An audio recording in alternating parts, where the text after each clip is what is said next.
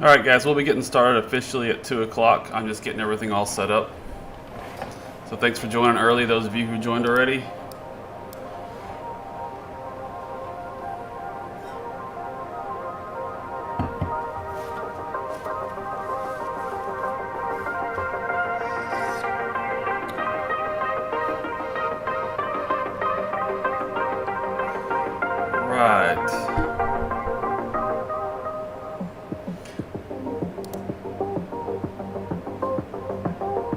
Just making sure I've got all my stuff organized while we get started, get going here.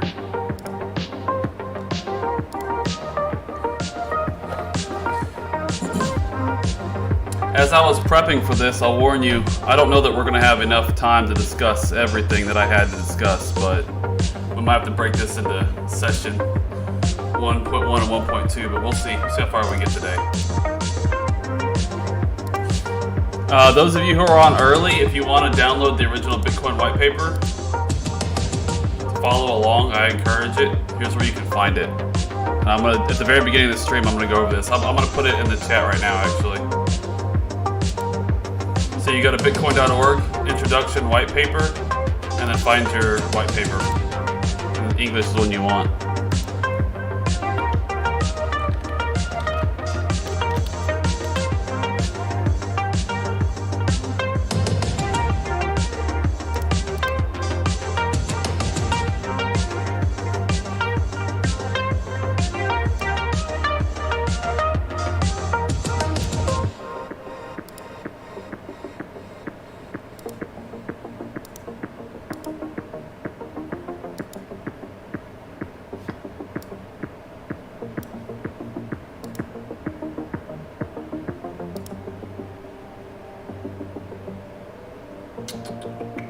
Did not think about the fact that my big mug was going to be taking up some space. Let's try that. Make this left.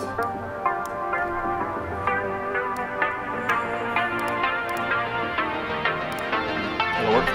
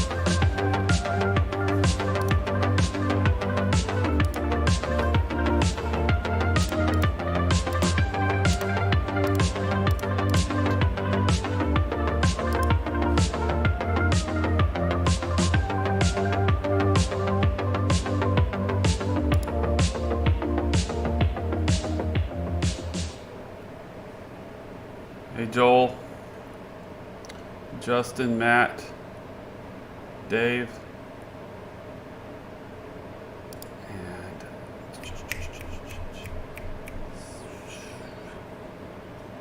I forget Sounds Good's real name.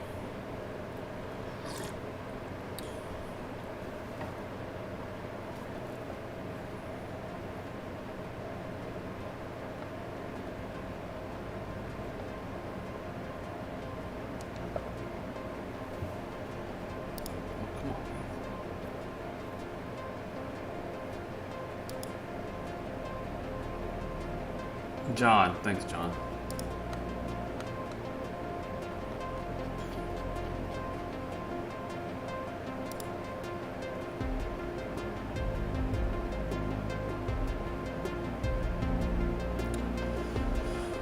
While we wait, those of you who watch the markets with me too,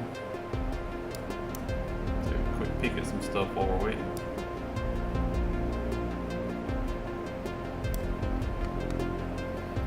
This is our line in the sand on that Bitcoin dominance alt season. Definitely not an alt season right now, but we might get there. Bitcoin's holding strong. ETH, BTC fell down below this trend line. ADA had a bit of a sell-off here. Link's getting some strength today. It's on the news of what's the randomness? They released a new feature for verifiable randomness. They call it VRF, I think, verifiable or VFR. It's like in IT, VRF to me is a virtual router, virtual routing and forwarding. But I think it's VFR, virtual or verifiable randomness. So that's why Link probably got a little bit of a bid today. Look at it on the USD chart. We got a small pop on the verifiable randomness feature going live. Don't know why ADA had the sell-off, but it came back in to test this breakout level. So this was we had a wedge pattern. Kind of negated that wedge pattern with that little bit of a sell-off, but this is now just a straight up bull flag, assuming that breakout level holds. Dot's looking good. People freaking out. There's a little bit of a come on. It spiked up to 950, selling back to 8 support. On the BTC chart looks great. Spiked up. I actually did take a little profit as we came into here. I think I did mention that to some people. But I only took a small amount of profit. So I'm holding the rest of my trade. My entry was down here. But I'll add to this trade too. I'm looking to add. Alright. We have 4 minutes to go until we go live with our first workshop session. For those of you here for the workshop, appreciate you joining us.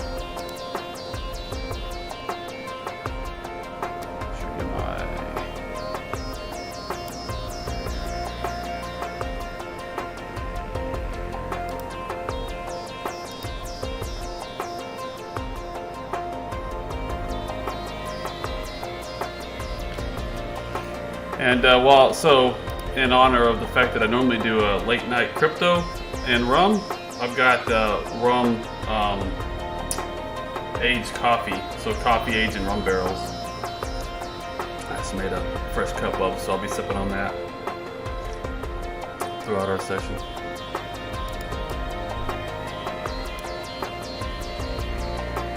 Three minutes.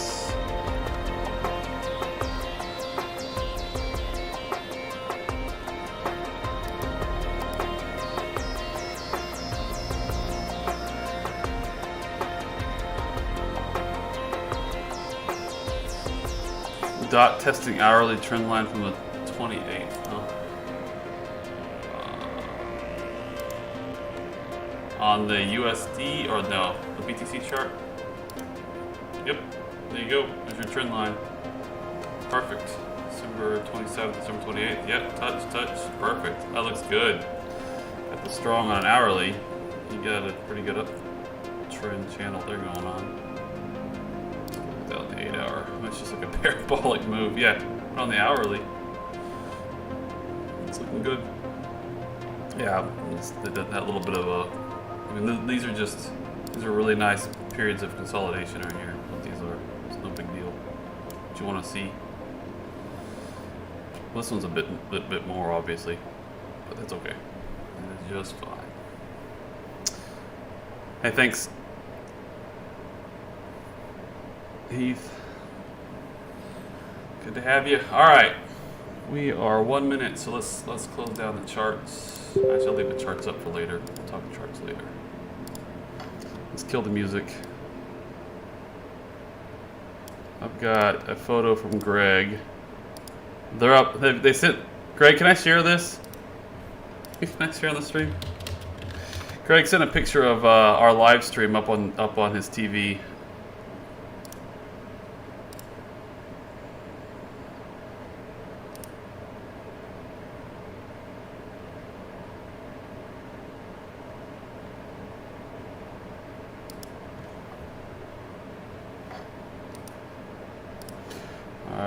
will go live now.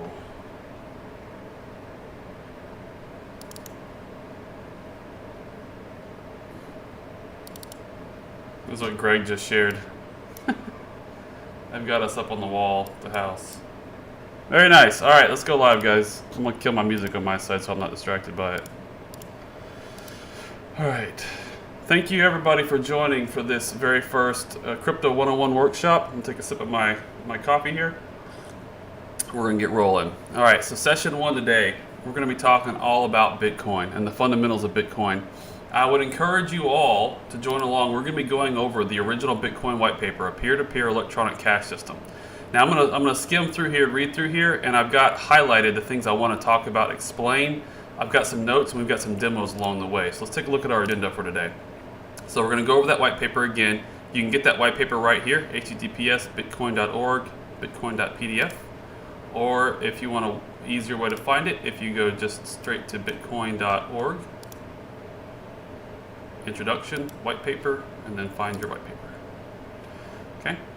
I would encourage you to follow along. Now, if anybody else is also wanting to be interactive, you can go to blockchaindemo.io and live.blockcipher.com/BTC for the other demo parts that we're going to demonstrate. Try to help bring this to life, bring this home for everybody.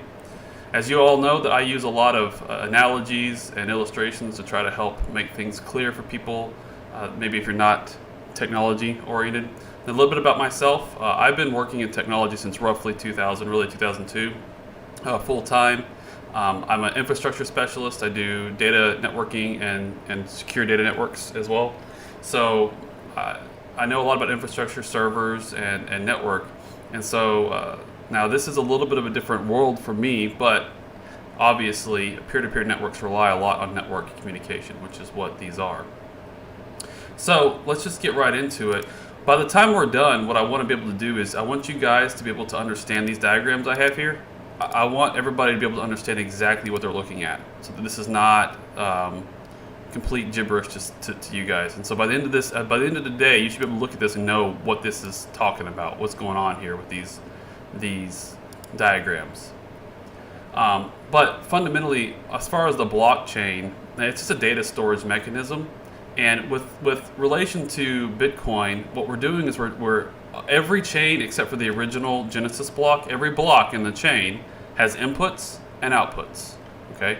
And so the inputs are your transactions and the outputs are what we call unspent transaction outputs. So that's what's left over available funds in each wallet that had transactions in that block.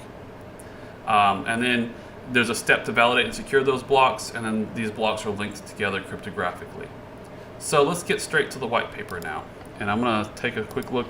Guys, feel free to ask questions as we go. I will be I'll be pausing at the end of each section to just make sure I answer any questions so that everybody is clear as to what we're talking about. Now we go to the top here, Bitcoin, a peer-to-peer electronic cash. Oh, yeah, taking a sip of coffee, very good. Took another sip there, sorry. All right, Bitcoin, a peer-to-peer electronic cash system by Satoshi Nakamoto. Quick note, I personally believe that Satoshi Nakamoto is a pseudonym for a group of people. I think the orchestrator of the group was Hal Finney, who was the very first person to download the original code once it was uploaded, and the first person to receive a transaction from quote-unquote Satoshi to himself, which he never paid back. Interestingly enough. Now, if I was building a brand new protocol, I would want to test out the first transaction by sending something from one of my wallets to another wallet I control to make sure it works, and I wouldn't care about paying myself back because I'm the same person. But I think he was the orchestrator of a group of people, and I'll talk about that as we go through here because I think that's also interesting to keep track of. All right, abstract. So this very first paragraph tells you really everything that you need to know at a very high level summary. But Bitcoin is a purely peer-to-peer version of electronic cash would allow online payments to be sent directly from one party to another without going through a financial institution. So there's a need for trust with a bank or any other middleman whenever you transfer any financial transactions. And so they're trying to remove the need for trust and put that into computer code that that everybody trusts the code as opposed to trusting a third party, basically. Digital signatures provide part of the solution, but the main benefits are lost if a trusted third party is still required to prevent double spending. So the double spending problem was digital currencies have been around for a long time. They've been proposed for 30 years before this, roughly. What this paper really outlined is a way to solve, one of many ways to solve this double spending problem that can happen with digital currencies. Basically, in short, there's nothing preventing me from doing multiple transactions in the same in a short period of time, and then the network not being able to do anything about that. So now notice I highlighted we here. This is also why I think that Satoshi made it pretty clear in the way that he worded some things. And the person who wrote this is not an individual. You can tell by the writing as we go through here. There's the different sections are actually written slightly differently. There's an editor that has a common theme, but it's mostly British English. But there's definitely some American English way that they put things together. So there's multiple people that had input on this paper. We proposed a solution to the double spending problem by using a peer-to-peer network. So a network of connected computers. They're not directly connected as you would have it to cable physically connected, but a peer-to-peer network as in we have a soft adjacency, just like if you've ever downloaded anything from a peer-to-peer like torrent-based network. The network timestamps transactions by hashing them onto an ongoing chain of hash-based proof of work, forming a record that cannot be changed without redoing the proof of work. Now, hash-based and proof of work are probably terms that not everybody understands. We're going to explain those as we go along. Now, for people that are in technology, this network timestamps doesn't mean like network time server or like a centralized time server. It's a rough time system. So it's a time system based on the validating of blocks. And we'll talk more about that as well. And feel free to post questions as we go here. The longest chain not only serves as proof of sequence of events witnessed, but proof that it came from the largest pool of CPU power. This is important. As long as a majority of CPU power is controlled by nodes that are not cooperating to attack the network, they'll generate the longest chain and outpace attackers. Now we're going to demonstrate this later to help you fully grasp what this means. But basically, as long as 51% or more of the network is controlled by people that are behaving properly, the network will be secure. If anyone gains 51% of the compute power, they can game the system. And with the paper will talk more about that later. But fundamentally, the hashing power of the Bitcoin network is so monstrously big, the ability of somebody to coordinate 51% is very difficult right now. Near impossible, and even if they did coordinate 51%, there's limited damage that could be done, and we'll talk more about that as we go along. The network itself requires minimal structure, and it's actually a very simple system, which is very good. Messages are broadcast on a best effort basis, and nodes can leave and rejoin the network at will, accepting the longest proof of work chain as proof of whatever happened while they were gone. All right, moving on. Let's see if we have any questions. Thanks, Kevin. Introduction. Commerce on the internet. Let's move up a little bit. Commerce on the internet has come to rely almost exclusively on financial institutions serving as trusted third parties to process electronic payments. While this system works well enough for most transactions, it still suffers from the inherent weakness of the trust-based model. Completely non-reversible transactions are not really possible since financial institutions cannot mediate disputes. The cost of mediating increases transaction costs, limiting the minimal practical size, so forth and so on. I'm going to skip ahead here. You get the idea. They're outlining problems with the traditional financial system and some issues there. So he goes on to say, or they go on to say, what is needed is an electronic payment system based on cryptographic proof instead of trust, allowing two willing parties to transact directly with each other without the need for a trusted third party. I think you guys get that idea. Let's move on. Transactions. We, plural, define an electronic coin as a chain of digital signatures. Each owner transfers the coin to the next by digitally signing a hash to the previous transaction and the public key of the next owner and adding these to the end of the coin. A payee can verify the signatures to verify the chain of ownerships. All right, that's a mouthful. People who aren't in technology, I have a note here to two things. So we have this diagram we're going to talk a little bit about. But you see, this is a diagram diagramming the change of ownership. This is not necessarily blocks per se. This is just a diagram outlining how the change of ownership happens.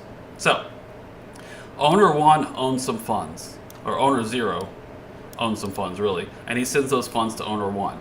So when that transaction happens, owner 1, or am I getting this right? But owner 1 would sign a transaction with his signature. So owner 1's public key is let me back up. Owner 0 sends funds to owner 1's public key. And then when owner 1 sends funds to owner 2's public key, he signs that transaction with his own signature, using owner 1's private key, and so forth and so on. So every time one owner transfers value from himself to another owner's wallet or public key, how the network verifies this is the owner of the funds prior validates every transaction with their private key. Now, if you want to know more about what private keys are, let's go back to our little diagram here. I outlined this in a video that I did. The video was called, hold up, if y'all can see that. No, it's on the wrong side because my mug is in the way again. A video is called Crypto Wallets Oversimplified. And here I described what a public key is and how it works. So please refer to that video for a better explanation on what a public key is and how it works. But basically, you can think of a private key as the secret that is shared in relation to like a decoder ring. And so basically you can think of it as like a decoder ring, more or less, in that whole system. But my video, Crypto Wallets Oversimplified, explains it, starting at 1 minute 30 seconds. What is a private key? Now, I also have a note here to describe a hash. So a hash is the result of some mathematical computation that the computer does, and it generates basically a shorthand notation of some information. So it's a lot to say. Let's demonstrate that. Any questions so far? This is awesome. Hi, Brandon. 2 million ETH stuck. Yeah. Well, we'll get into charts and technicals some other time. Right now, focused on, let's talk about, maybe if we have time at the end, we'll look at that. All right. So here is, where's my hash demo? Oh boy. Did not put that. Blockchain Explorer, blockchain demo, hash demo. Oh, sorry guys, hold on.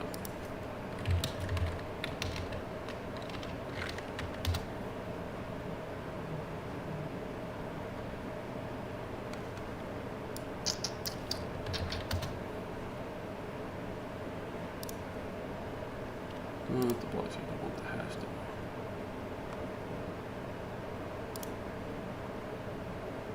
This will work. It's not the one I had in mind to pull up. I'm sorry. Just messed this up, didn't I? All right. So if I take some data here, so say CTM rocks, you see as I type, it spits out, the hash is constantly changing. The hash is a fixed length. So the way that the math works, what happened, this is a SHA-256 hash that's being spit out here. So whatever the input is, the computer does some calculation on that basically, and it spits out a fixed length hash. And this is the hexadecimal value version of this hash value that's being spit out. But I can type in, but notice it's every single letter that I change. So if I do CTM rocks, which is conquer the markets, that's the hash value you get. Starts with 9E5 and ends with B43. If I remove the exclamation point, it changes entirely. And if I go change it to crypto trades and tech, rocks, totally different string. Every letter that I change changes the string entirely. So one small change to the input changes the hash dramatically. That's the main thing to understand about this. And that hash can be referenced to validate. Now the way this is done asynchronously. So that hash can be verified that it was this owner that actually signed it based on that owner's. So you can use their public key of an owner to validate that their signature was indeed valid. So can the private key be hacked? So Henry, the private key, it's so if you have somebody's public key, it is nearly impossible. It's not impossible, but it is nearly impossible. For all intents and purposes, it is impossible to hack a private key using like just brute force attacks. It would take something along the lines of 100 years of the entire computing power of planet Earth to break a SHA-256 key right now. And you'll understand why more as we go along here, but it can be stolen. So that's the thing. So in that video that I did as well, if you go Crypto Wallets Oversimplified, I talk about why we have to keep our private keys secure, because they can't really be cracked per se. For all intents and purposes, they can't be cracked. A SHA-256 anyway, there's no known easy crack for it today, and it's been around a long time. But they can be stolen. All right, this is a mouthful, but that's how we transfer ownership. Is from one owner uses their private key to cryptographically sign a transaction to change ownership. Okay. And then I had another note on here. Okay. So down here we see the problem, of course, payee can't verify the owner did not double spend. We need a way for payees to know that the previous owner did not sign any earlier transactions. Let's move this up as I go through this. So the note that had to accomplish this without a trusted third party, transactions must be publicly announced. So this is another thing. It's a public ledger, right? Everything that happens on the Bitcoin network is completely public. Now, the white paper will talk more about this later. The way that you can provide some anonymity is that you just don't, you set up a new wallet address that's unknown to the world. That doesn't have any known information about it, and then transfer money to that. But it's a public ledger, so people can figure out who you are and what funds you have if they spend enough time studying that ledger, fundamentally. We need a system for participants to agree on a single history of the order in which they were received. This is called consensus. So they need a consensus mechanism. So if you hear in other crypto terms and other projects, you hear about consensus mechanisms. This is what this is. A consensus mechanism is simply a way that for all participants to agree on a specific set of transactions at a particular set of time, or to agree on something. They all have to agree at some point in time the state of the network or the state of the system, and that's consensus. And so that happens. Consensus is an ongoing thing, right? Because things are constantly changing. So you take a snapshot. At this point in time, everybody agrees that this is the state of all the transactions on the system. And then the transactions continue, and then you lock those up, and you run consensus again, and you continue to maintain consensus. This is what consensus is. All participants need to agree on a single history. Okay. Do you have any notes about demos here? No. Moving on. All right. Let's see if we have any questions. So you're saying there's a chance? Yes. I like it. There's a chance. It can be cracked too. Quantum cryptography. We'll talk more about how the network, the longer the network has been running, the more secure it actually gets. So both the hashing power and the length of time it's been running both provide security to the network. So it's the Bitcoin network's been running for quite a long time. It would take a lot of compute power to go back and change transactions historically, because you have to recompute everything, first of all. And second of all, the more mining power there is, the harder it is. Now, quantum cryptography could change that. But there are quantum resistant crypto ciphers. So maybe a whole nother video I'll talk about quantum cryptography and quantum computing. It's a topic I spent way too much time studying at one point. All right, timestamp servers. The solution we propose begins with a timestamp server. A timestamp server works by taking a hash of blocks, block items, to be timestamped and widely publish the hash, such as, we're going to skip that. Each timestamp includes previous timestamps in its hash, forming a chain, with each additional timestamp reinforcing the ones before it. So this describes the absolute fundamentals of a blockchain, right? It's a series of chained together. So a timestamp is basically, a block is a timestamp, right? So a block is it takes about 10 minutes for somebody to solve the next hash to be able to confirm that those transactions for that block. And so these blocks are chained together cryptographically, and we'll talk a little bit more about that when we do the demo here in a minute. But this is the basic fundamentals of the blockchain. So it's a chain of blocks that are hashed together cryptographically, such that if you want to change, so right now we're at block like 650,000, whatever it is, the block depth. If we look at a current, 664,037. If you want to change a transaction back on block 500,000, you have to recomputate 500,000 to 664,000. All those blocks faster than the network is adding new blocks, which is never going to happen. So that makes those prior transactions even more secure. Proof of work. Now, this is where we get into an explanation of what that is. To implement a distributed timestamp server on a peer-to-peer basis, we'll need to use a proof of work system similar to Adam Beck's hash cache, so it's using a hash cache proof of work system. The proof of work involves scanning for a value that, when hashed, such as with SHA-256, the hash begins with a number of 0 bits. The average work required is exponential, and the number of 0 bits required can be verified using a single hash.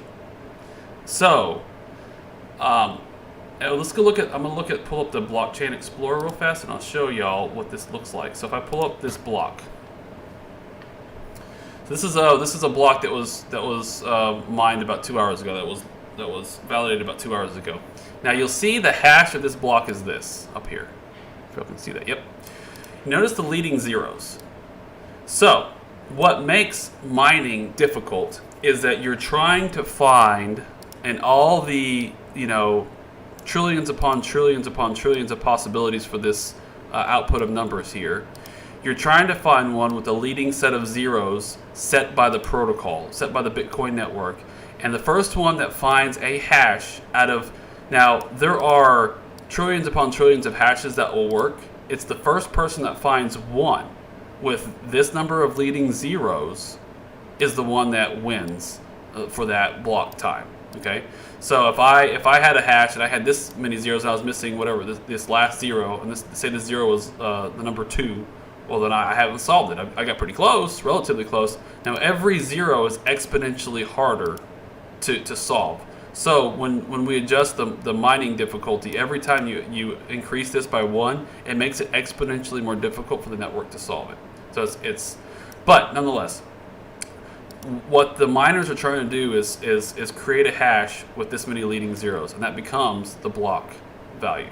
Okay, that's kind of complicated. When we demo it here in a minute, you'll see that more clearly. For our timestamp network, we implement a proof of work that increments the nonce. So a nonce is just a random number. It's kind of important to understand, but this is what the there's two main things that a miner is monkeying with to try to come up with a hash value that starts with this many zeros. Now if you notice, I can put all kinds of stuff in here, and it would take me a very, very long time. Let's see how many times I gotta mess with this just to get a zero at the leading end here. It would take a really, really long time to get a bunch of zeros at the beginning of a block. Just trying all the different values. I think I had 0 here a second ago. But it takes a lot. I had a 0 right there. So I got 1 0. So now, if for me to find a combination of words that would spit out in such a way that I create a bunch of zeros, I'd be here typing like that monkey theory for a billion years or something. So it takes a long time. And so what the miners are monkeying with, though, the combination of information they're monkeying with is the nonce is a part of it. So the nonce is a 32-bit number. So it looks a lot like an IP address, but it's a 32-bit number. And then there's some data that's related to the tree structure of how the block is organized. So pretend that's the data I'm trying to find a nonce. I'm sitting here monkeying with these numbers over and over and over again to try to find a nonce that produces a hash with that many zeros. And at the same time, if I go through all the possible nonces, which there's 4 billion, so a 32-bit number, there's 4 billion possible combinations. If I don't find a match with this data set that I've constructed, then I have to reconstruct this data set. I got to move something around here. I'm going to reconstruct my tree. And I'm going to try again from 7 zeros or 8 zeros and 7 zeros and a 1 and then 0 1 0. And I'm going to keep trying until I figure out that hash. Now, it may be a little bit complicated, but we're starting to unravel the onion a little bit. All right. So, when we build the proof network, create implementing a nonce in the block until a value is found that gives the block's hash the required 0 bits. Once the CPU effort has been expended to make it satisfy the proof of work, the block cannot be changed without redoing the work, as later blocks are chained after it. The work to change the block would include redoing all the blocks after it. All right, so there's a block. There's your previous hash. So what's in the block header? This is the block header that they're showing here, or part of it. It's not even all of it. But this is the previous block. The previous hash is combined with the nonce, the transaction tree, in order to figure out the next block. Okay, or to figure out this block, and then that's cryptographically linked to the next block. So every block that's locked on here makes the previous blocks more secure. It makes the whole network and the whole system more secure. I'm taking a sip of coffee. All right, I'm going to read this word for word here because this is important. The proof of work also solves the problem of determining representation and majority decision making. If the majority were based on a one IP address to one vote, it could subvert. Move this up so y'all can see without my head being in the way. Subvert by anyone able to allocate many IPs. Proof of work is essentially one CPU, one vote. The majority decision is represented by the longest chain, which has the greatest proof of work effort invested in it. If a majority of CPU power is controlled by honest nodes, the honest chain will grow the fastest and outpace any competing chains. To modify a past block, an attacker would have to redo the proof of work of the blocks and all blocks after it, and then catch up and surpass the work of the honest nodes. And we show the probability of this slow attacker catching up on diminishing returns. Okay, so not likely to happen. All right. And where do I have? Somewhere in here I have to know. Yeah, so we do our demo right at the network section. Let's take a look for questions. Where can I find this info? Dale, I highlighted it when we started here. Let me show you real fast. If you just go to bitcoin.org, here's the link, bitcoin.org/Bitcoin PDF. If you just go to bitcoin.org,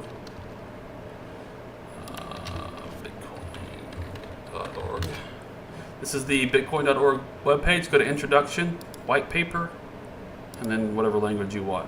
I would say English probably. I'll put it back in the chat one more time. And I would encourage you to follow along. I mean, anybody who's invested in Bitcoin, really, I'm gonna pause here and just a little bit of a soapbox item. Anybody who's who criticizes people who buy Bitcoin, every single time I've ever heard anybody criticize Bitcoin, it's because they don't understand Bitcoin. It's as simple as that. They just don't understand it, and so they're kind of scared of it, and they just think it's stupid, and so they criticize people who are involved in it. The problem is this is a very deep technological subject, right? And so this is the financial money of the internet, and so it takes some understanding. You don't have to have an insane understanding, but some understanding of technology.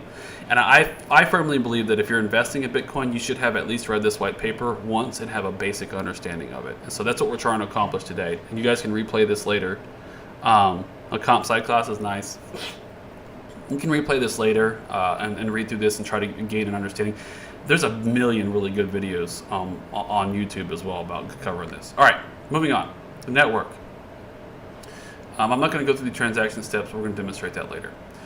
Nodes always consider the longest chain to be the correct one and will keep working on extending it. So just remember that. The longest chain always wins. So if somebody has 667,000 blocks and somebody else has 300,000 blocks, well, the 667,000 wins, regardless of whatever else we might think about it.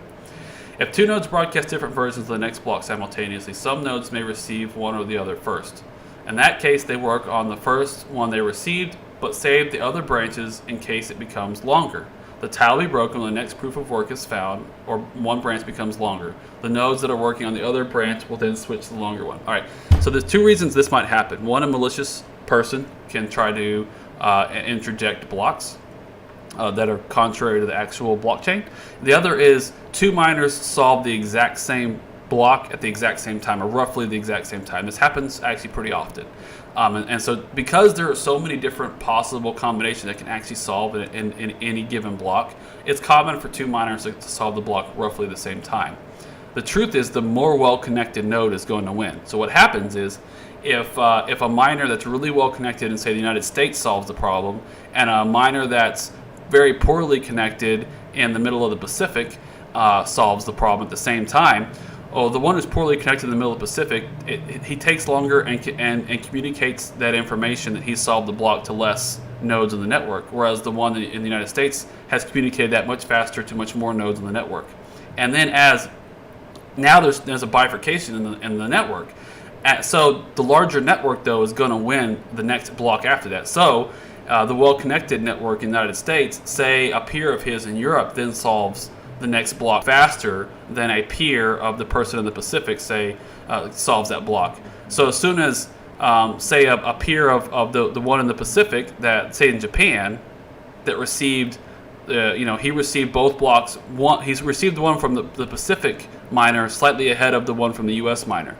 When the European miner solves the problem before anybody in that network with the Pacific miner first, when that gets advertised to the network, that will break the tie fundamentally, because they have a longer chain now. But this happens. This is a thing that happens on the network from time to time. It's very easily solved.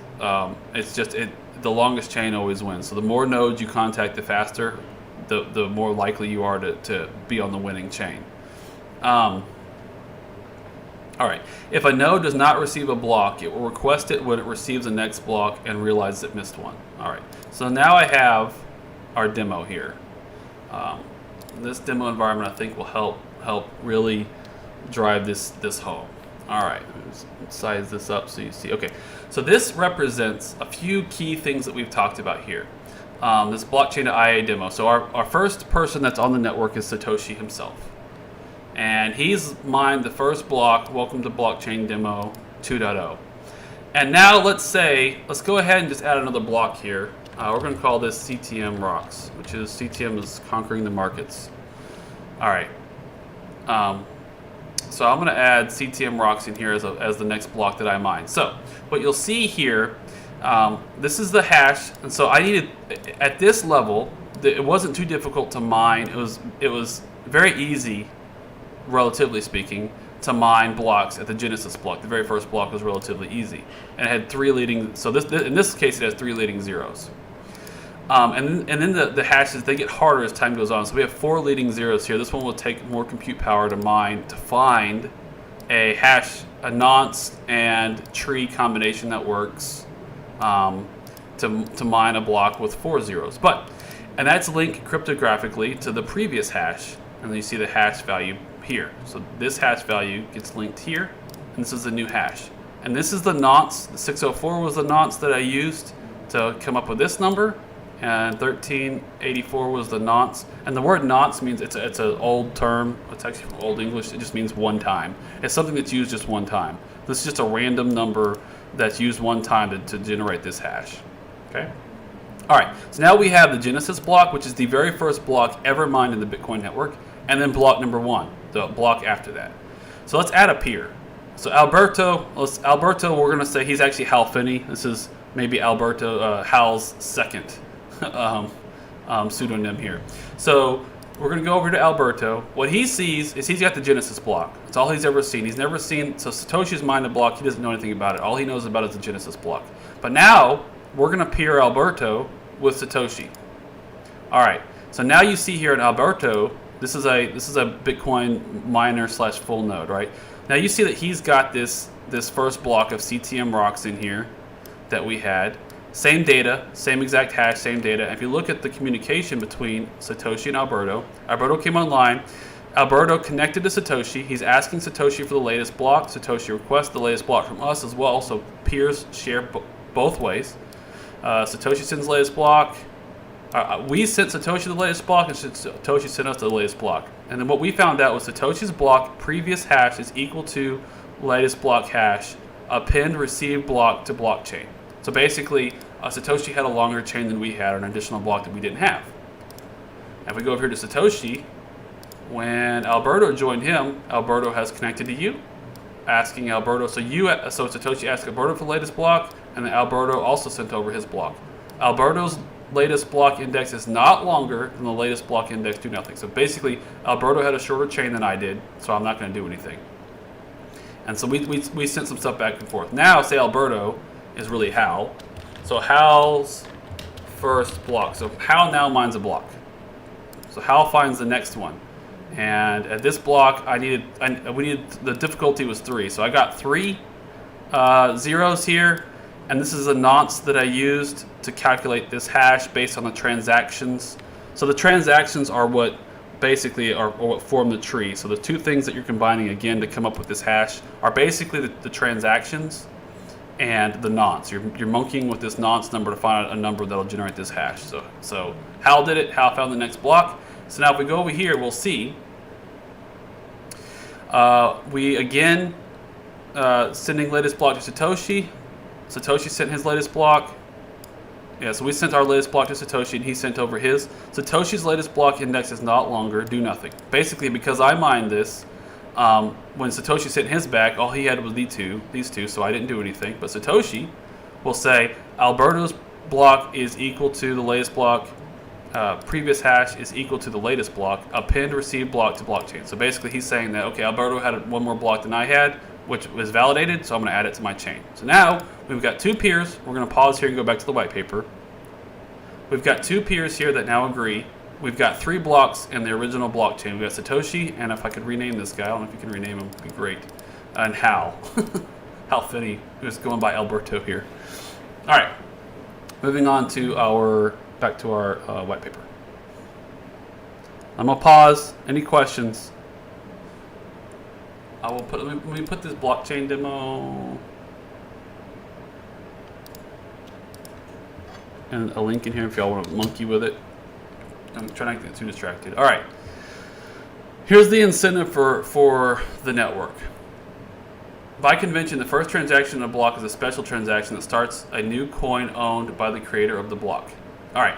So when everybody knows the miner's reward, when a new block is mined, the miner, whoever solved that problem and got that hash with those zeros, gets the reward. And right now it's 6.25. It was 12 back in May. That got cut from 12 to 6.25. Every it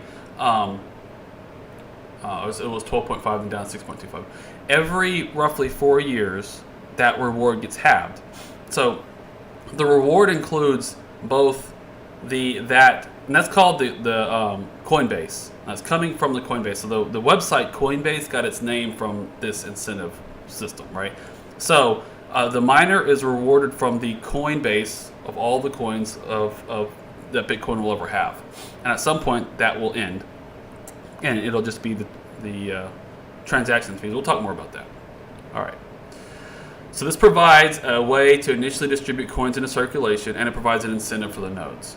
There is no central authority to issue them, not in Bitcoin. There is an XRP, a central authority that issued them, got them in some hot water, but not in Bitcoin. The steady addition of constant amounts of new coins is analogous to gold miners expending resources to add gold to circulation. In our case, it is CPU time and electricity that is expended. The incentive can also be funded with transaction fees. So whenever you send money on the Bitcoin network, I think everybody knows that there's a small transaction fee. And actually, the way that works is if I'm going to send you 1 Bitcoin or 1 point, what I would do is I would actually send you like 0.9999997 Bitcoin or something, and then whatever's left over goes to the miner, right? So there's a discrepancy between what I'm sending and the total value of the transaction, which then goes to the miner. So that's how that's calculated. And it's calculated based not on the trend. So another thing, just keep in mind, we'll talk about this when we look at the demo. Whenever you pay for your transactions, it's on the amount of data that's in that transaction, not the size of the transaction. So if I send 1,000 Bitcoin, or I send a fraction of a Bitcoin, I'm not paying the network to process the transaction based on the size, the amount of Bitcoin I'm sending. It's purely based on the size of the data in the block or in that transaction. Anyway, we'll talk. Well, you'll see that when we pull up the demo. In our case, it is CPU tucking. If the output value of a transaction is less than the input value, the difference in transaction fee is added to the incentive value of the block containing the transaction. That's what I talked about earlier. So there's a difference in values. The output value of the transaction is different than the input value, and that's added to the incentive. The incentive. So the bigger value, the bigger delta that you leave, the more money that you leave for the miner, basically, the faster your transaction will get processed. So you can, if you have very low priority transactions, and I think we'll see that here in a minute. I'll pull that up.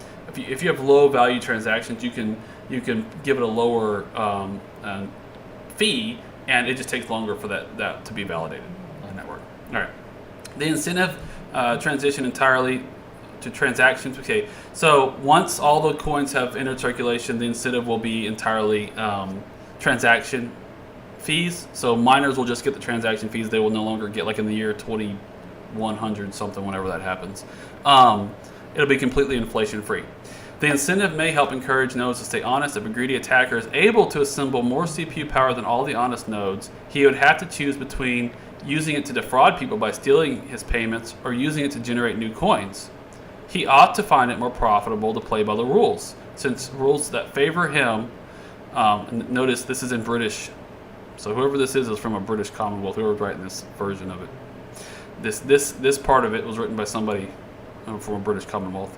Favor him with new coins that everyone else combined to undermine the system and the validity of his own wealth. All right, so basically, if you do a 51% attack, if you are able to amass 51% of the compute resources needed to attack the network, in theory, you should just mine Bitcoin, because it's probably a lot more profitable than trying to attack the network and collapsing the value of Bitcoin and completely ruining the investment you made to get that much mining power. Yeah, you like that, Kevin, the XRP bird? All right, reclaiming disk space. So spent transactions can be discarded. So this is just some technical stuff that people that are buying Bitcoin don't really need to know about. But this shows you the tree that I was talking about earlier. So the values that the miners are messing with it's how it builds this tree to get this root hash and the nonce and the previous. Those are the two things it's monkeying with. It's how it organizes this tree and thus adjusting the root hash. And then it's what it's doing is building a root hash. So it's building a tree, it's building a root hash, and it's going through all the nonce values until it finds, it sees if it can find that hash with the zeros. And if it doesn't, going through the entire list of 4 billion nonce values, it has to recomputate this root hash by reorganizing this tree. That's what miners are doing.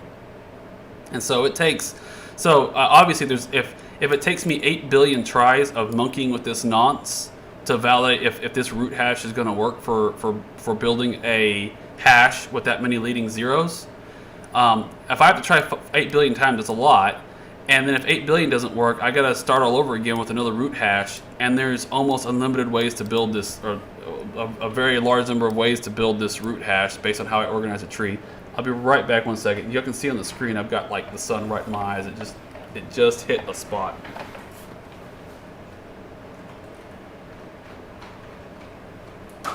All right, sorry about that interruption. Got the sun just like right in my eyes. I couldn't see anything. Okay, so you guys don't need to know much about the technical reclaiming disk space.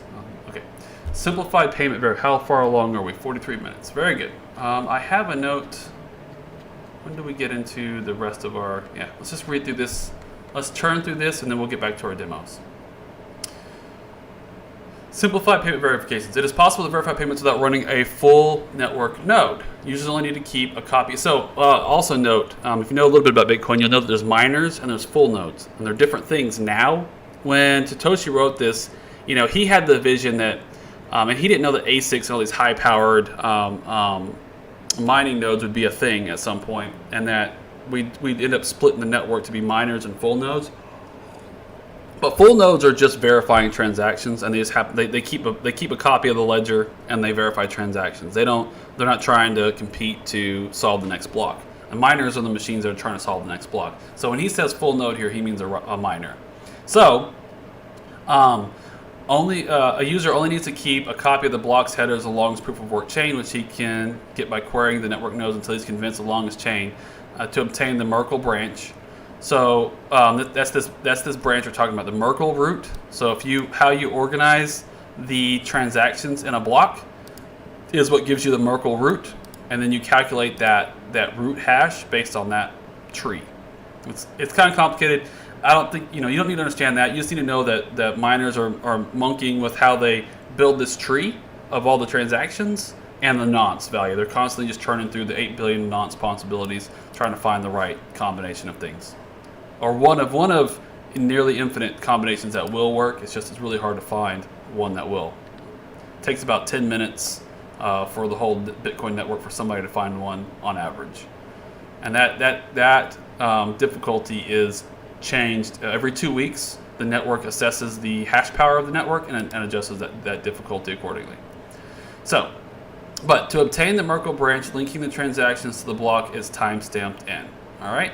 So this is this is basically saying you don't have to run a full mining node just to be able to develop verified transactions. And this is nowadays we use the full node we call a miner, and then what this process of validators are doing we call full nodes. So kind of change the terminology. All right. Let's move on here for the sake of time. Combining and splitting value. So basically you can have multiple transactions in a single, you can have multiple inputs and outputs in a single transactions. So impossible to handle coins individually. It would be unwieldy to make a separate transaction for every cent in a transfer. To allow for value to be split, combined transactions contain multiple inputs and outputs. So you can have multiple wallets sending to multiple wallets in a single transaction if you want. It's not super common for everyday people to be doing that, but for larger transactions and more complicated things, automated transactions, that happens a lot. Normally you're just sending it. Now, I guess if you send it from an exchange, that's another thing. So if you're like on an exchange and you're sending to your own private wallet address, the exchange can pull from 3 or 4 wallet addresses to send to your one wallet address your funds. All right, privacy. The traditional banking model achieves a level of privacy by limiting access to the parties involved in the trusted third party. The necessity to announce all transactions publicly precludes this method, but privacy can still be maintained by breaking the flow of information in another place, by keeping public keys anonymous. So basically what they're saying is that we have to announce, again, it's a public ledger, we have to announce all transactions to the whole network, but you can keep your public keys anonymous in theory. Now obviously this is written long before regulation came around, and this is not really something that, it's more and more difficult to make this happen these days. You have to already have Bitcoin somewhere, somehow. Pretty much every on-ramp nowadays makes you sign up with some information. It's very difficult to buy fresh Bitcoin on the network without announcing who you are. The public can see that someone is sending an amount to someone else, but without the information linking the transaction to anyone. This is similar to so I think they do say in here that they do acknowledge that if you basically look at it long enough, you can kind of figure out who sent what where. Yeah, here it is right here. An additional firewall. A new key pair should be used for each transaction to keep them from being linked to a common owner. Some linking is still unavoidable with multi-input transactions, which necessarily reveals that the inputs are owned by the same owner. If the owner of the key is revealed, linking could reveal other transactions that belong to the same owner. And the reality is regulation is kind of forcing this anyway. All right, I had a note here to get back to our demo. Let's read this little bit here, and we'll get back to the demo. We'll talk about bad actors. Calculations. We consider the scenario of an attacker trying to generate an alternate chain faster than the honest chain. Even if this is accomplished, it does not throw the system into arbitrary changes, such as creating value out of thin air, taking money that never belonged to the attacker. Oh yeah, I meant to delete that note. So, an attacker can only try to change one of his own transactions to take back money he recently spent. Okay? So, because of how these blocks are linked together in history, you can't if you were able to attack the network, you can't go back in time and have all the transactions say that the destination is you. Now, another thing, just a small note, like an attacker, something that people think can happen is not possible, because the way that the ledger works, it's unspent transaction outputs. So you have to have received Bitcoin before you can then go spend them, right? So you can't just tell the network that I now own all the Bitcoin, because you have to have a record of transactions flowing into you. So in theory, an attacker could go back in time and change the recipient of a bunch of transactions to himself, get a bunch of Bitcoin. But the network would consider that completely invalid because of the way that the transactions are linked. And so the attacker would have to resolve with a brand new hash, because any input, anything that you change about that block, any transaction you change, you have to start. You can't use the same nonce and Merkle tree to find that. You have to create a whole new one. So the attacker would have to recreate the whole chain and solve it faster than the main network, which would take it would be impossible, basically. So an attacker, so basically all that they can really do is invalidate. So he can make a transaction, get something back, and then try to invalidate that transaction. That's the best an attacker can really do. And then this next note, this probability drops exponentially as the number of blocks an attacker has to catch up with increases. With the odds against him, if he does not make a lucky lunge forward early, his chances become vanishingly small as he falls further behind. So let's go to our demo. Let's see what we're talking about here. All right. So we've had Satoshi and Alberto / Halfity over here. They've been going to work while we've been talking, and Satoshi mined the next one. This is Crypto Trades and Techs rocks, CTT rocks. So we're going to add this block. All right. So now Satoshi and Hal got a third block in here, CTT rocks. All right. And so now these are all cryptographically linked. Okay. And now let's add another peer, Rai. Rai comes in here. Rai is just another good participant in the network. We see that when Rai joins, let's look at I connected. So I connected to my peer Alberto. We sent each other back and forth our latest blocks that we had. Alberto's chain is longer than my current chain, so I replaced my entire blockchain. So when I first joined, all I had was a Genesis block, and then Alberto has all this stuff here, or Satoshi, same thing, right? So Satoshi's latest block, yeah. So I first talked to Alberto. So when talked to Alberto's blockchain was longer, and I replaced my entire blockchain. Okay, so we've got 3 good actors, and let's do Re's first block.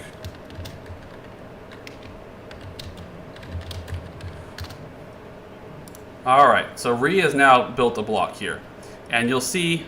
So now we've got this chain going on here. Now, let's put a bad actor. All right, Callie is our bad actor. So Callie is trying to maliciously change something on the network. So say Callie goes and connects to Rhea and Alberto, but doesn't connect to Satoshi because she doesn't want to tip off that she's doing something malicious. But she tries to go after people she thinks are more vulnerable. All right, so Rhea downloads the entire block. Now, if Rhea goes back here and says, you know what? Not Rhea, sorry. Rhea's our good actor. Callie is trying to attack the network. So Callie says, all right, in the first block, I'm going to try to skim off some funds here. Notice that the hash changes. Notice the hash becomes red. As soon as I change anything, unless the input is CTM rocks, which is basically this term here is equivalent to all the transactions in that block. If I change anything about that block, as soon as I put a space in here, delete the exclamation point, I change anything about it, it breaks not only this hash, but it breaks every other hash because the linked hashes are all broken. So I have to recomputate that entire chain. So if I want to attack the network now, Callie rocks, and I skim some funds off. All right, I have to solve this block just like everybody else had to. So I've now solved this block. And then if I want to do Callie steals coins. All right, so while I'm doing that, over here, Satoshi's mining another block.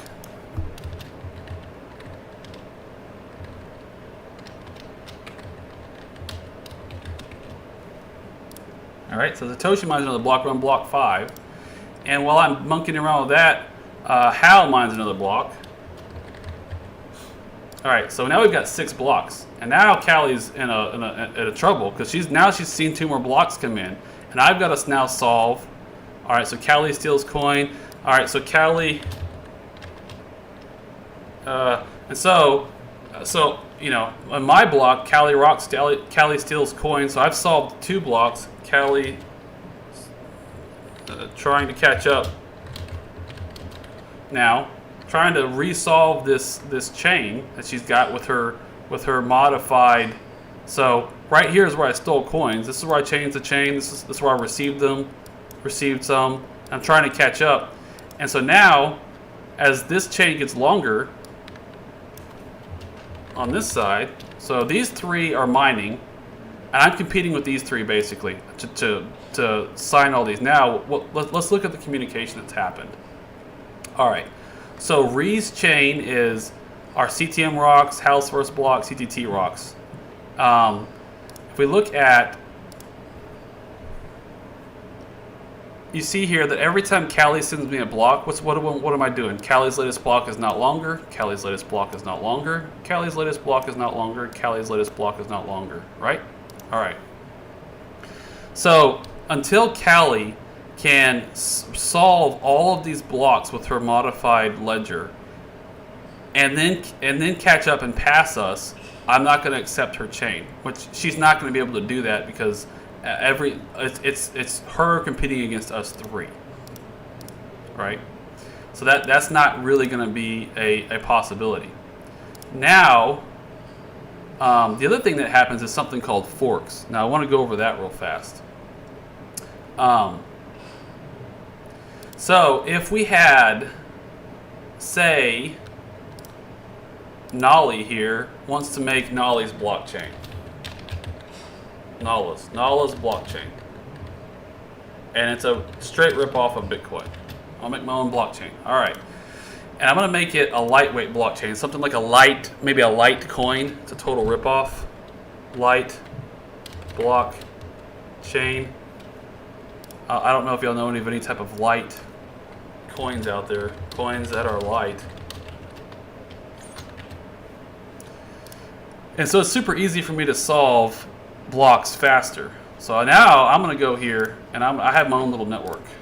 And I get way up here. What happens if I take... And I've got 14 blocks in my new lightweight blockchain. All right. So my chain is longer than theirs. What happens if I pair with Callie? All right, so I say Callie's... I have a longer chain than Callie does, but what does Callie see? Nala's chain is invalid. Now, why would Nala, Nala's got a longer chain. Why is Nala's chain invalid? Because Nala changed the root of the chain. So this is what's called a fork. And so basically, this is a forked network. This is like light chain would be a forked network, right? So Nala's forked the network and has a totally different network going on over here with a totally different structure, and I simply just see that as an invalid structure. If that makes sense. All right. So this Nala. So we've got Callie over here. So I guess let's take a valid. So if Nala tries to, well, you get the idea. I think everybody gets the idea here. Satoshi, Alberto, and Ree are our three good actors. Callie's our attacker, and Nala is the person trying to build out. We're going to disconnect from all these peers here because. So Nala's got Litecoin network going on here. We'll get them off. And then so Callie is not going to be able to catch up. It's Satoshi, Alberto, Ree. Let's add another good actor here. So Kate joins the network over here. She sees the same Genesis block. And she talks to... So say she talks to Callie first. Check this out too. So Callie's got... Oh, this demo is going to give me limited. It's going to mess up. Yeah, anyway. So Kate talks... Did I tell Kate to power with Ree first? I did. Anyway, so now we've got more participants on the network. So Kate should appear to multiples. And then Callie's over here by herself trying to modify the chain. She's got a long way to go to catch up. So as we have more valid participants, more miners join the network. The longer that chain gets, the harder it is for an attacker to outdo the rest of the network. Nice, Heath. All right, where are we at now? Where are we at on time? Oh, we're at an hour. All right, guys, let's try to wrap this up here. I hope y'all found this beneficial. I hope that blockchain demo gave you... We're pretty much done. So let's get to the conclusion. of the original white paper so you can say you've read it, been through it. So we've been through simplified payments, calculations, and conclusion. We have proposed a system for electronic transactions without relying on trust. We started with the usual framework of coins made from digital signatures, which provides strong control of ownership but is incomplete without a way to prevent double spending. To solve this, we propose a peer-to-peer network using proof of work to record a public history of transactions that becomes quickly computationally impractical for an attacker to change if honest nodes control a majority of CPU power. The network is robust in its unstructured simplicity. This is the key. This is what makes Bitcoin so strong, is it's actually extremely simple. Nodes work all at once with little coordination. They do not need to be identified since messages are not routed to any particular place and only need to be delivered on a best effort basis. Nodes can leave and rejoin the network at will, accepting proof of work chain as proof of what happened while they were gone. They vote with their CPU power, expressing their acceptance of valid blocks by working to extend them, rejecting invalid blocks by refusing to work on them. Any needed rules and incentives can be enforced with this consensus. Here's your word. That's finally where they put the word consensus mechanism. I didn't highlight that, but that's the consensus. All right, so I hope we all agree that this time was useful. Hopefully that's the consensus. I got through my demos. Oh, I did want to look at a blockchain explorer. If everybody wants to hang out here for an extra 5 minutes, we'll just go through this real fast. All right, I showed this earlier, but just for the sake of completeness, you can go, there's a bunch of blockchain explorers. I think if you just Google block, I'm just gonna pull this down and check and see what I'm doing real fast.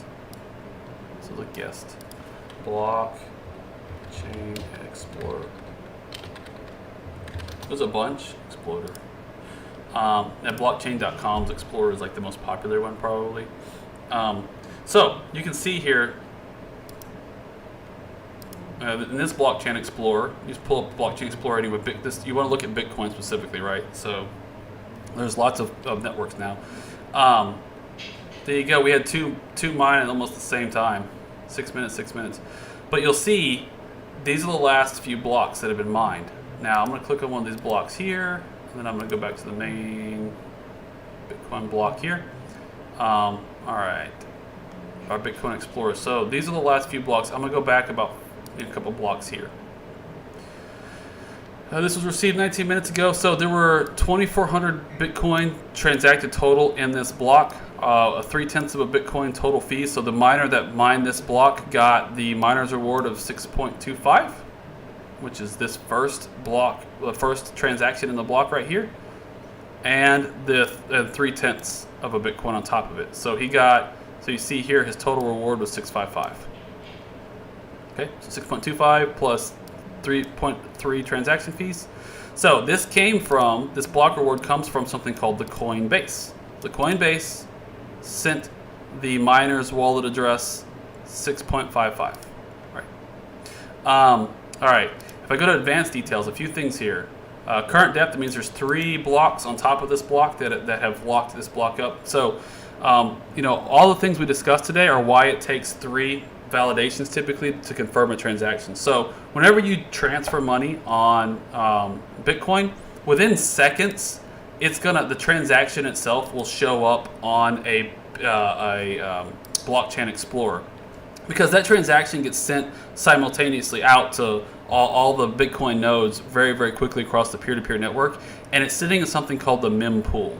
So it's just a temporary place that these nodes and miners store the transaction in the mempool, and they get moved from the mempool into the block into permanent storage when that block is validated, right? When the block is solved and validated. But transactions make it almost immediately in the mempool. So you can, like, if you are really nervous about a transaction you just sent, just go pull up a blockchain explorer and you can search for your address, your wallet address, or the transaction, for example. But you just put your wallet address in here, and you'll see within a few seconds the transaction will pop up. But it hasn't been until it gets validated in a block. It hasn't had its first validation, and it usually takes 3 validations. And the reason we wait for 3 validations is for all the reasons we described. After 3 validations, the network, you can verify that those transactions were valid.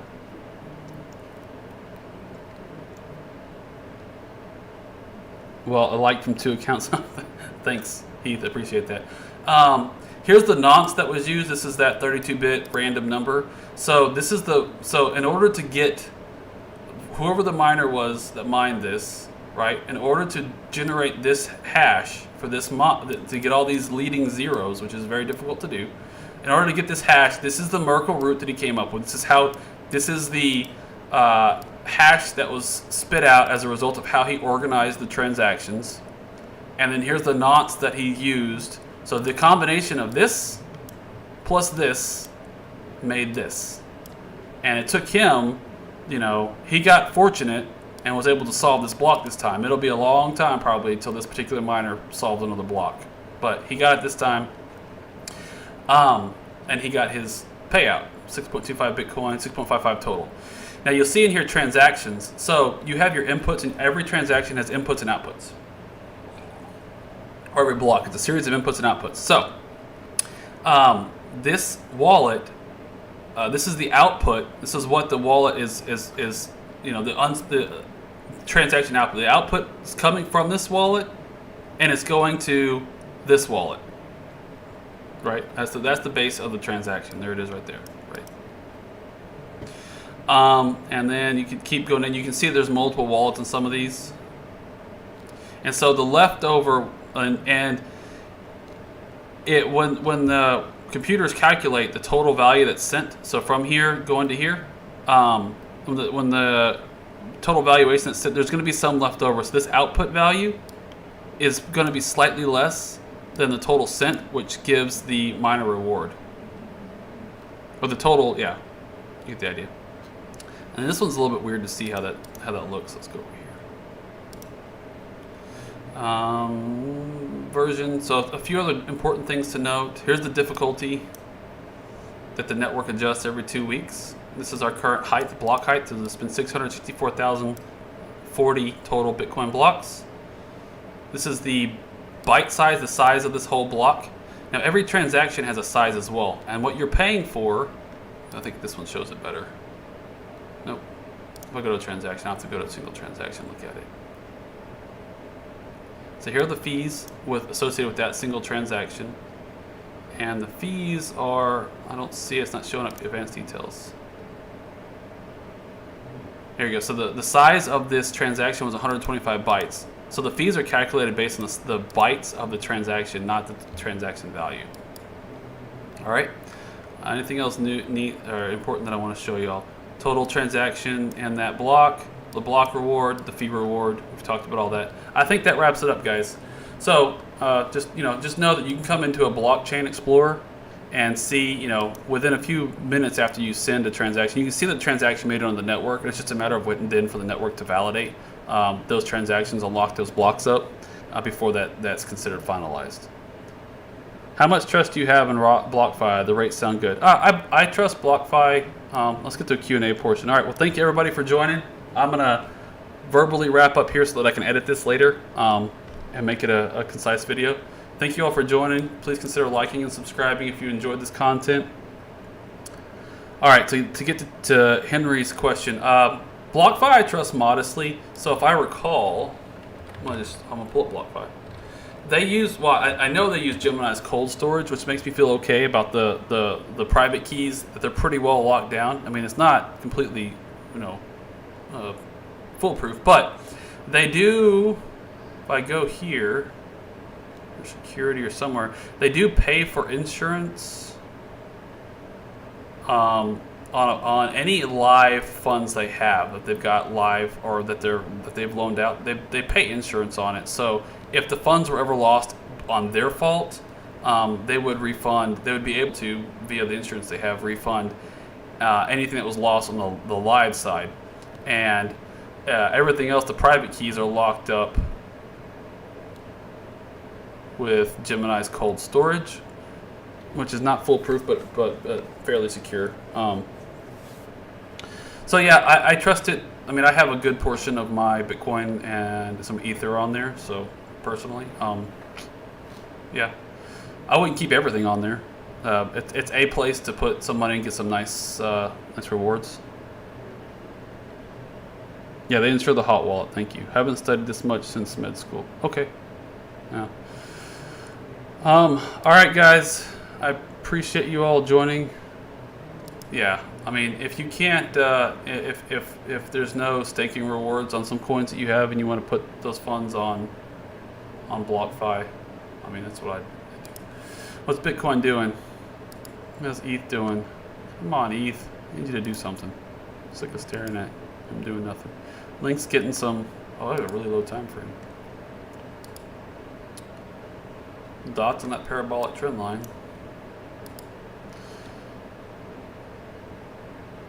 How about Celsius? I haven't researched Celsius, and I mean it's a non-custodial, if I recall, version of a decentralized version of. Is it non-custodial? I don't know.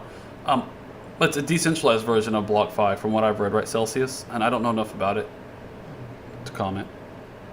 Why does Ledger use a different address for every time you deposit?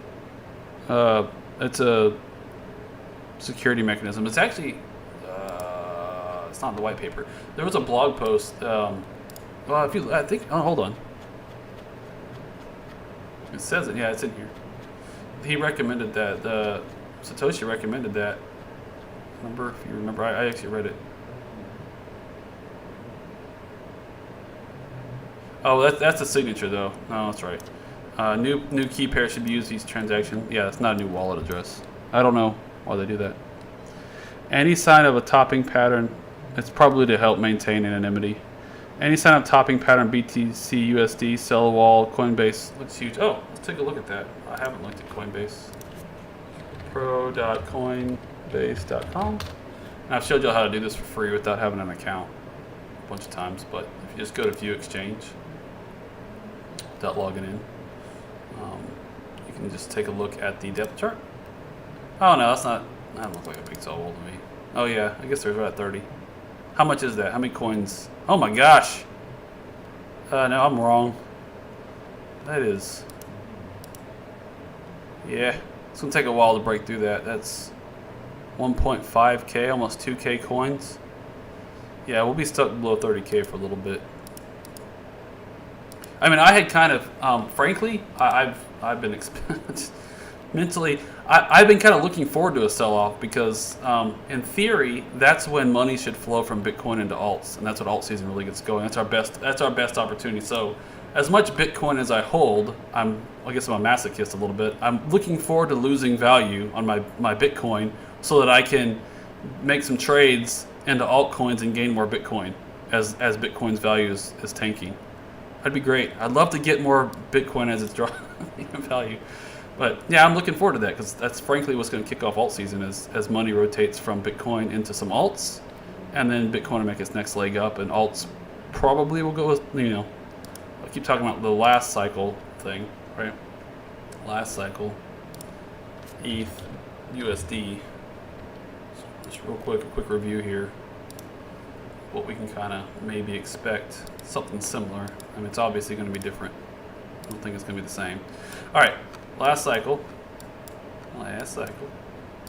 we had a sell-off. We took out the all-time high.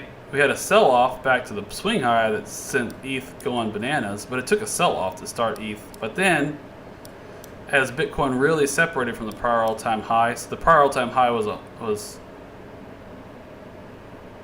this is all in percentages because I have a comparison. But yeah, so when it was triple the prior three all-time high, so when we're trading around somewhere between 200%. Yeah, so somewhere between 40 and 60,000 is when the alts should just outdo Bitcoin, but the alts make their first pump when Bitcoin sells off. So this is a rotation from Bitcoin into some altcoins. In this case, this was from Bitcoin into Ethereum. So as Bitcoin sold off and lost value, Ethereum gained value versus the US dollar. So they went in different directions. So this is the inversion I keep talking about. If this happens, I really want to play this where I'm trading into alts and then getting back into Bitcoin as Bitcoin finds support. So this might happen this time because we popped up so much past the all-time high. As we sell off and come back into the prior all-time high to find it as support, alts might pump all through there as money flows from Bitcoin into alts. And then as we find support, when we see signs of that, that's the time to get back into Bitcoin out of your alts. And then again, we have another opportunity when we separate, say, double our prior all-time high, so 40,000. So somewhere as we approach 40,000, the alts might go crazy parabolic as Bitcoin, goes to like 40 to 60,000 range. And then at the end of the cycle, Bitcoin did outdo alts, right? So as Bitcoin made its big parabolic run at the end, alts. So Ethereum's still going up in value versus US dollar, but it was losing pretty badly versus Bitcoin. So Bitcoin was outgaining it pretty significantly. If we move it to where the beginning is like right here. So you see Bitcoin was outperforming Ethereum until that last inversion. And there's that one more opportunity at the end where Bitcoin sold off, and once again, alts made a move.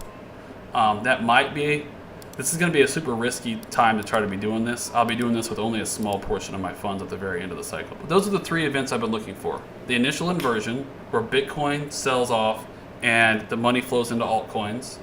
And then the real big breakout in Bitcoin. Bitcoin hits somewhere between 40 and 60,000, and it becomes mainstream news, and then there's a flood of retail coming into the space, and altcoins pump more than Bitcoin because people are moving fun. They're trying to find something less expensive than a $40,000 Bitcoin to buy. And then at the end, when Bitcoin sells off and money flows into some speculative alts again, as people are still trying to play that, and then people give up as everything sells off, and then we go into the bear market. So those are the three events I'm trying to find and trade, and so I've been all over watching the alts like a hawk.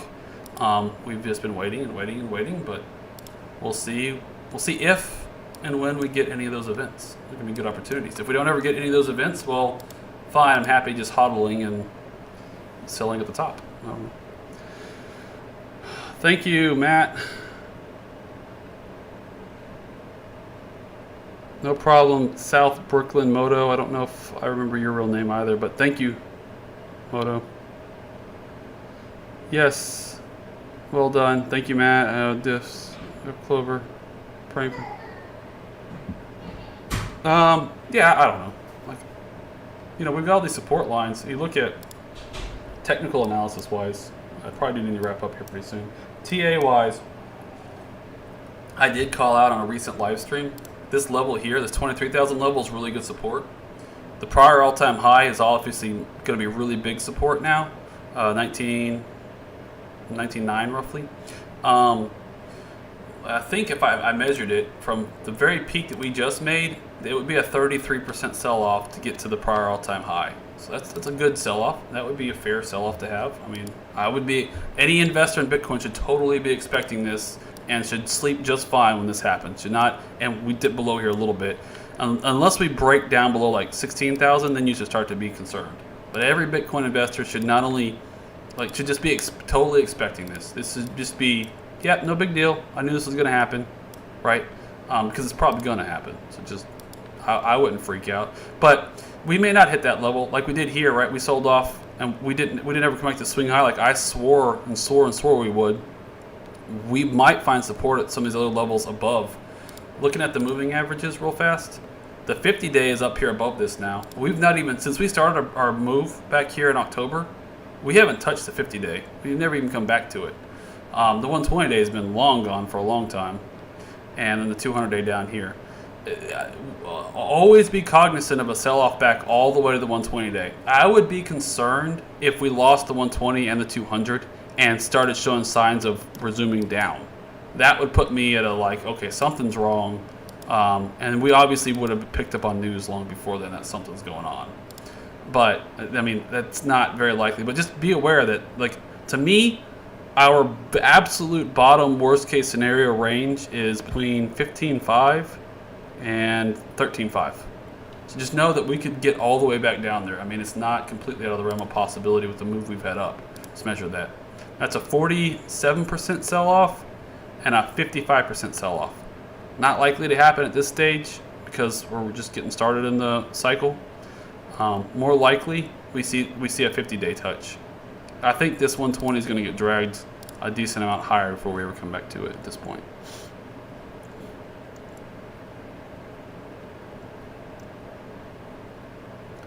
Cool. I'm glad, Jeffrey. Hopefully you got use out of it. Yeah. But no, I mean, I think everybody here just hopefully y'all learned something today, and hopefully everybody's also, you know, just we had a beautiful end of the 2020 for those holding Bitcoin. If 2021 starts off with a dump and we just have a big sell-off, don't freak out, because I mean, this is such a huge move. We're gonna have probably some correction somewhere. So what I see in the technicals, I drew this. We had this like parabolic trend line, right, that we broke above and we're finding support at. And I cloned it at this touch here, and we've been kind of fighting with that. That's this little cloned parabolic trend line on the upper end of this channel is what we've been fighting with. So I mean, you see these other these very long-term trend lines I've got going back to our last cycle. I see no reason why we couldn't or shouldn't consolidate in here, right, and ride this, at least this parabolic trend line a little bit, right, before we move up. I mean, at this point, it would be healthy for us to fight with 30,000, have a couple of, maybe a 16% sell-off back to one of these levels. What would that be?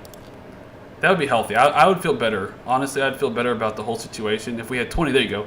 Say we get a 20% sell-off back to this 23,000 level. Which would be a nice level to sell off to. I'll show you why I think that's a good level to sell off to. That would be nice and healthy, and that would probably give some funds for alts to kick off alt season. That would be some profit taking. People wouldn't be moving to US dollar. All right, this is why I came up with those. So that prime trend line I'm talking about, here's the touches. Yeah, that 23,000 level is a really good level. And here, here are the touches. Back here on the way up, broke out, came back, found support at that level. Huge wick down in the beginning of the bear market, and it bounced hard off of that level. As we were coming back into it, we never closed below it. We kept closing above it until finally we cracked it, closed above it, and then closed right at it, opened at it, and then went down. And then obviously we bounced twice, 2 dead cat bounces up into that same exact level. So you take that area and you extend that out, which is parallel to our other trend lines. That's a really important level. And you see we broke it, tested it, and resumed off, but I see no reason why it would be unhealthy if we just kind of found our way back there for a little bit. All right, I think that would be a really good level to cut back to, personally.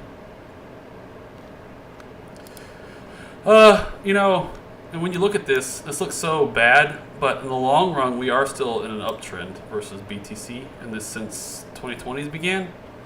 I mean, I think ETH is just setting up for a really big run. It's just going to make people be patient, and impatient people are going to miss out on the run. Patient people, maybe not, but yeah, you need a little bit of patience. And if you're holding it, I'm just still holding it. But the trade happens out here. Trade happens when we break out of all this, get out of all this mess. We got a lot of resistance, got a lot of trend lines to retake. Need to get breakdown out of this downtrend, both sets of these downtrends.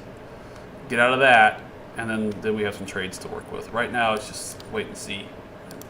It'll probably make a move the next couple of weeks, I'd imagine. All right, guys. I'm a little over on time. Thank you all so much for joining. Again, like, subscribe, share. Appreciate it. Yeah, on ETH, at bottom support line, I got drawn in there. You're right. We found support at it twice. We hit it, support. Drop below it, found support again. We'll just see what happens.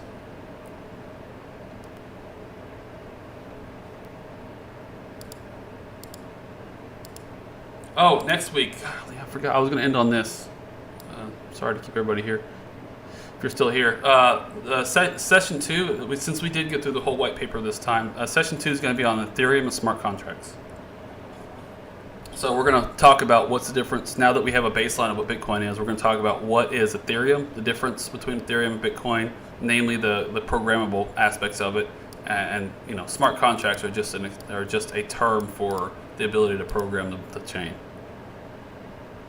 But yeah, I'll be doing a Sunday night live stream. I gotta brush up on some of Heath's videos and get mentally prepared. It'll be I'll be focused on Forex Open.